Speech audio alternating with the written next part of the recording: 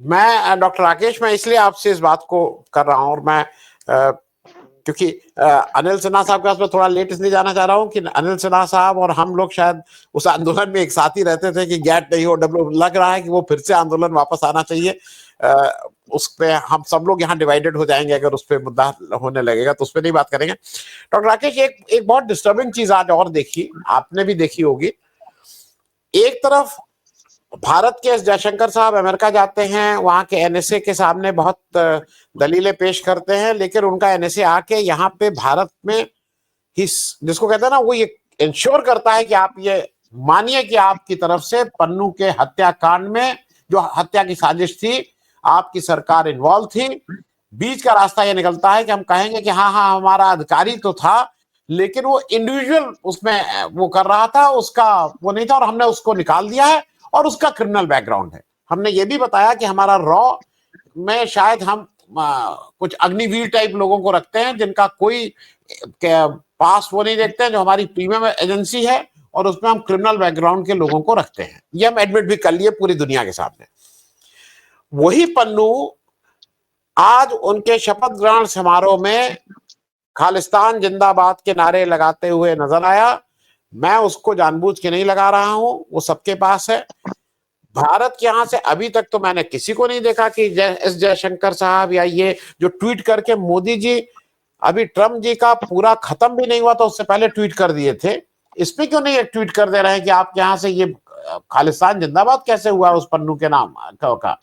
मैं जरा इस पे भी, क्योंकि ये जो जो जो खतरा है, ये खतरा सिर्फ यही है कि कुछ अपने बिजनेस दोस्तों के इंटरेस्ट के चलते भारत का जो जो नेतृत्व है वो इतना कॉम्प्रोमाइज ना हो जाए कि हमारा ये जो 80 करोड़ जो अभी वो ले रहे हैं अनाज, वो 120 करोड़ ना हो जाए ट्रम्प जी के जाते जाते।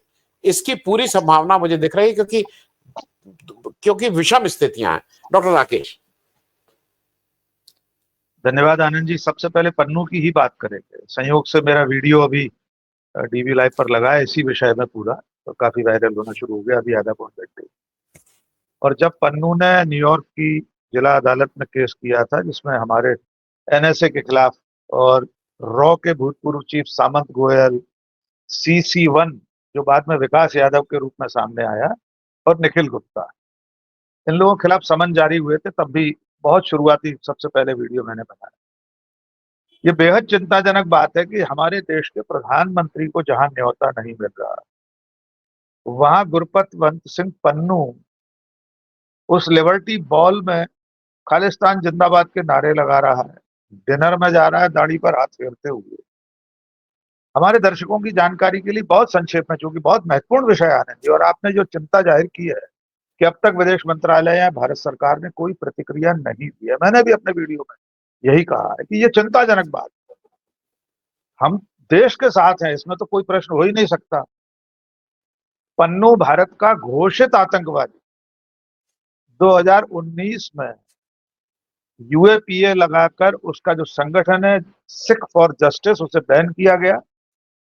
उसके बाद उसने संसद को उड़ाने की धमकियां दी, एयर इंडिया के विमान उड़ाने की धमकी दी, 15 अगस्त को तिरंगा न लहराएं, खालिस्तान का झंडा फहराएं, इसके लिए आह्वान किया।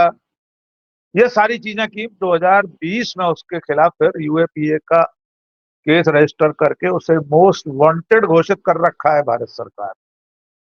और वही पन्नू अपनी हत्या की साजिश का आरोप लगाता है, जिसमें हमारे NSA और सामंत गोयल जो रॉ के भूतपूर्व चीफ हैं, उनके खिलाफ मुकदमा दर्ज होता है। जब यह सब हुआ, CC1 को विकास यादव के रूप में चिन्हित करके अमेरिका के न्याय विभाग और FBI ने बाकायदा फरारी इश्तहारी घोषित कर दिया। हमारे आपकी अदालती भाषा है फरारी इश्तहारी। उसका पोस्टर जारी हुआ जिसमें 3 तस्वीर है। FBI ने बाकायदा पोस्टर जारी किया था। उसके बाद भारत सरकार ने एक कमेटी बनाई इसकी जांच के लिए। अभी हफ्ते भर पहले भारत सरकार ने, अमेरिका के NSA के आने के बाद, आपने बिल्कुल ठीक कहा, सरकार ने स्वीकार कर लिया है कि रॉ का एक भूतपूर्व अधिकारी पन्नू की हत्या की सुपारी देने में शामिल था। एक तथ्य छूट गया हमारे दर्शकों को अपडेट करने के लिए कि CC1 ने रॉ के डॉक्टर इस राकेश, अधिकारी डॉक्टर राकेश, मैं 1 मिनट माफ कीजिएगा, मैं रोकता नहीं हूँ जनरली। रॉ का भूतपूर्व अधिकारी नहीं, रॉ का अधिकारी जो अब भूतपूर्व है। अब भूतपूर्व है जी, जी, उस रॉ बिल्कुल का सही कह रहे अधिकारी हैं, जो अब भूतपूर्व है जी। अब भूतपूर्व है जी। अब मैं उस पर भी आऊंगा। इसने अमेरिका में निखिल गुप्ता नाम के भारतीय कारोबारी को उससे संपर्क करके कहा कि पन्नू की हत्या करवानी, हमको भाड़े का हत्यारा चाहिए, शूटर की तलाश है। निखिल गुप्ता ने शूटर तलाशा और इससे मुलाकात कराई। वो जो शूटर था वो FBI का अंडर कवर एजेंट था। वो खुद को एक हत्यारे के रूप में पेश कर रहा था।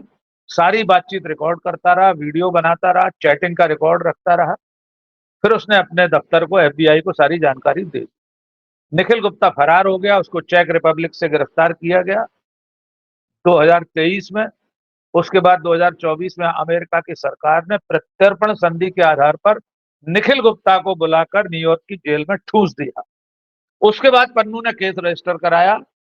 एक अंतिम और बहुत जरूरी बात हमारे दर्शकों के लिए, पन्नू ने अपनी फरियाद में जो नॉर्थ डिस्ट्रिक्ट कोर्ट जिला अदालत न्यूयॉर्क की, उसमें ये लिखा है कि मेरी हत्या की साजिश में भारत के प्रधानमंत्री नरेंद्र मोदी शामिल हैं, लेकिन मैं इसलिए उन्हें आरोपी नहीं बना रहा हूं कि वे हेड ऑफ द नेशन हैं, वे राष्ट्र प्रमुख हैं, इसलिए उन पर मुकदमा नहीं चल सकता, लेकिन वे इसमें शामिल हैं। ये उसकी पिटीशन में लिखा है आनंद जी।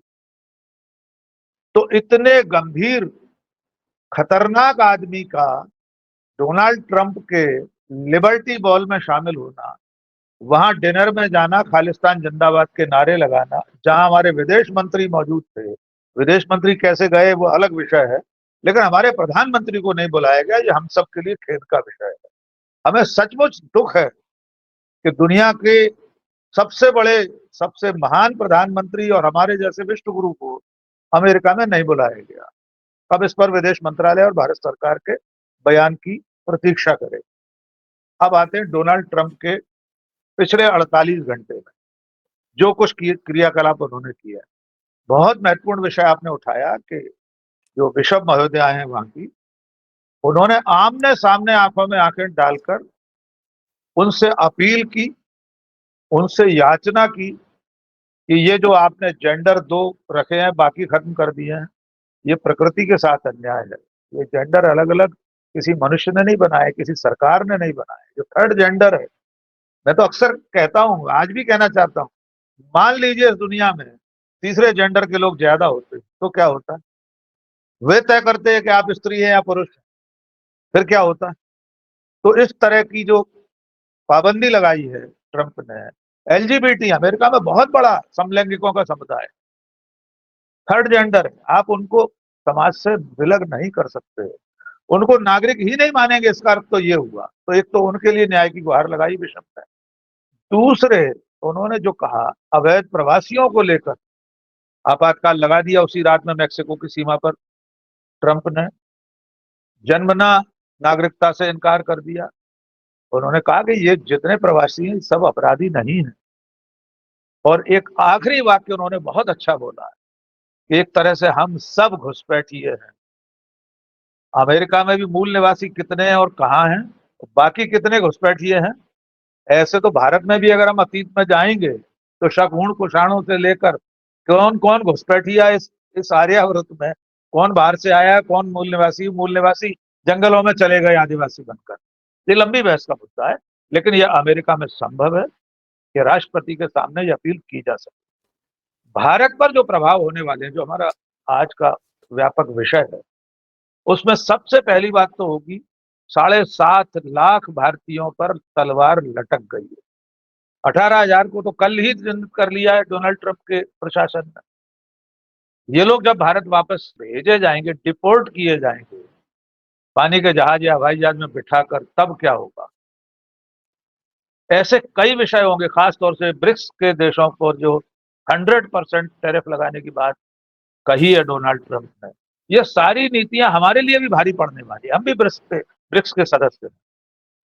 तो आगे चलकर ये असली परीक्षा का समय है कि भारत सरकार, हमारे प्रधानमंत्री डोनाल्ड ट्रंप की इस दूसरी पारी में रिश्तों में संतुलन कैसे बनाकर रख पाते, क्योंकि विदेश नीति को जिस तरह से नरेंद्र मोदी ने व्यक्तिगत रूप से जिस तरह बच्चों का खेल बना डाला था, उसका खामियाजा भी देश को भुगतना पड़ रहा है, आगे भी भुगतना पड़ सकता है।